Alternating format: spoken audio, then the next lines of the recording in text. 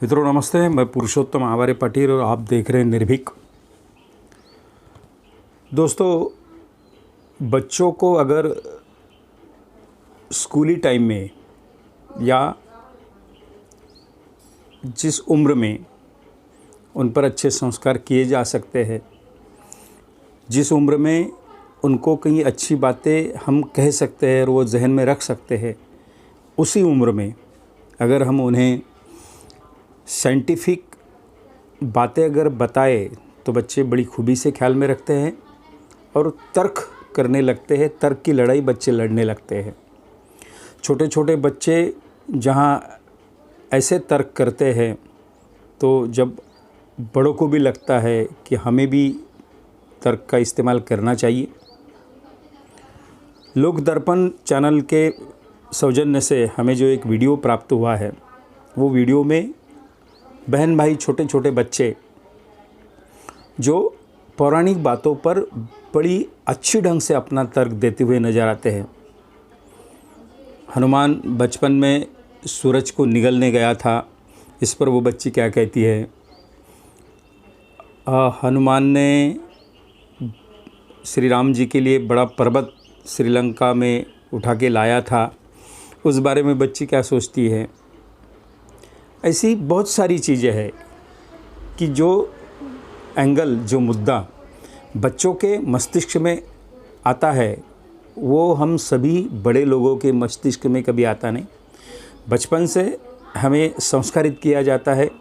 पौराणिक बातें हो, दकियानुसी बातें हो, कुछ अंधविश्वास हो, वो इतना ठूस ठूस कर हमारे दिमाग में भरा जाता है कि हमें उस पर संदेह करना चाहिए, यह भी ख्याल में नहीं आता।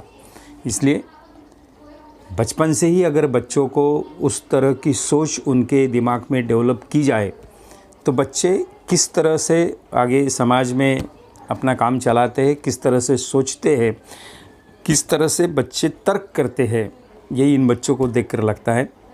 देखिए ये बच्चे क्या कहते हैं, सुनिए। उनकी हनुमान जी सूरज को निकल गए। कब देखा मैंने तो नहीं देखा। टीवी में नहीं देखा?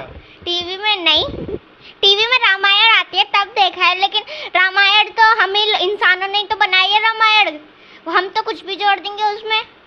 अब ऐसे ये भी तो जोड़ सकते हैं कि रावण ने हनुमान को मार दिया, अब ऐसा भी तो जोड़ सकते हैं ना। हमने तो देखा नहीं कि उन्होंने कैसे बनाई। अच्छा नहीं है कि हनुमान जी सूरज निकल गए? वो कैसे निकल जाएंगे, उनके पेट में आग लग जाएगी पूरे में। पेट में आग लग जाएगी? ऐसा क्यों? क्योंकि सूरज बहुत गर्म होता है। अगर सूरज को उन्होंने निगल भी लिया था तो अब सूरज कैसे दिखता है? जब सूरज वो निगल गए थे तो अब सूरज कैसे रोशनी देता है दुनिया को? इसीलिए देता है कि वो ये सोचे कि अगर सूरज को निकल जाऊंगा तो दुनिया अंधेरी हो जाएगी, तो फिर उन्होंने फिर उगल दिया। शायद ऐसा हमने सुना है। देखा है? देखा तो नहीं है। अब ये आपकी गलती है, आपने नहीं देखा। आप पहले हमसे क्वेश्चन कर रहे हैं और फिर आप पूछ रहे हैं कि क्या हमने नहीं देखा। ये कौन सी बात है आपकी? अभी सुने हैं, जैसे लोग बताते हैं दंत कथाएं, तो मैथोलॉजी में ये चीज़ें बताई जाती हैं, तो हमने भी सुन रखा है कि ऐसा भगवान जी हनुमान ने सूरज को निगल लिया था। भगवान ने सूरज को निगल लिया, चलो ठीक है, मैंने मान लिया, लेकिन आप मेरे को ये तो बताओ निगल कैसे लेंगे? ओ चलो मान ले कि वो भगवान है, उन्होंने निगल लिया, पर वो भी तो उनके भी तो अंदर कैसे अंग ही होंगे, कुछ और थोड़ी ना होगा। उनके अंदर आग नहीं लगेगी? अगर हम उसके पास चले गए ना सूरज के, तो वो अगर बिल्कुल उसके अंदर भी नहीं जाए, छुआ भी नहीं, लेकिन उसके पास ही चले गए ना, उसकी इतनी रोशनी होती है कि वो हमें जला देगा।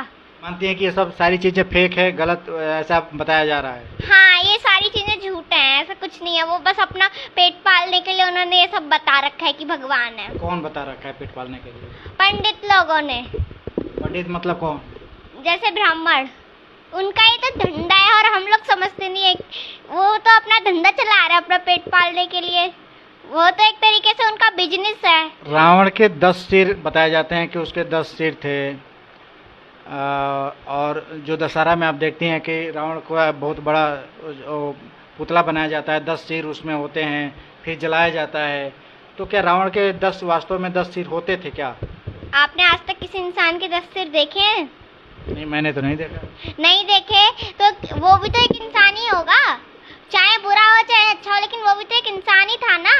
था तो इंसान तो था। तो उसके 10 सिर कैसे हो सकते हैं?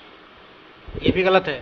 हाँ, उसके 10 सिर कैसे हो सकते हैं? उसके ऐसे तो ये भी बता रखे है कि काली मैया के 100 हाथ थे, 10-12 हाथ थे। तो अब क्या किसी के आपने देखे हैं? नहीं देखे ना, सर भी नहीं देखा, हाथ भी नहीं देखे। ऐसे तो अगर मैं आपको बता दूं कि हम देखा तो मैंने, हवा भी नहीं है। हवा को महसूस तो कर सकते हैं। भगवान को आपने आज तक महसूस किया? हवा को महसूस कर सकते हैं, भगवान को कहाँ से आपने महसूस कर लिया? दिव्य शक्ति चाहिए भगवान को महसूस करने के लिए, आपके पास तो है नहीं। वो तो खुद ही डरता है इंसानों से। जब अब कुछ लोग तो मंदिरों को तोड़ रहे हैं, वो क्यों नहीं बचा रहा अपने मंदिरों को?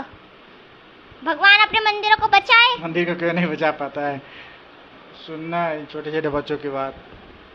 अगर वो भगवान नहीं बचा पा रहे अपने मंदिरों को, इसका मतलब तो वो इंसानों से डरता है। तभी तो वो हमें नहीं अपने घर को ही नहीं बचा पा रहा है, तो कोई क्या कर सकता है? और एक भगवान थोड़ी ना है, हमने तो भगवान की कई मूर्तियां बना रखी हैं। तो दुनिया में तो कहा जाता है कि भगवान एक ही है, गॉड इज वन। एक ही कैसे मान ले?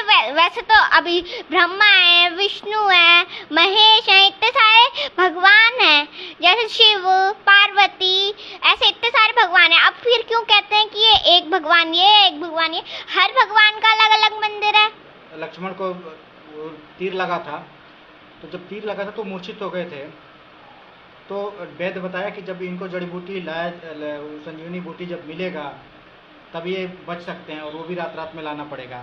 तो हनुमान जी जा करके हिमालय पर्वत पे गए, उनको नहीं मिल रहा था, तो पूरे हिमालय को ही उखाड़ लाए। पहली बात तो क्या है, वो हिमालय को चलो उखाड़ लाए, वो हिमालय को उखाड़ लाए, है ना? तो पहली बात उन्हें अपना शरीर इतना बड़ा करना पड़ा होगा।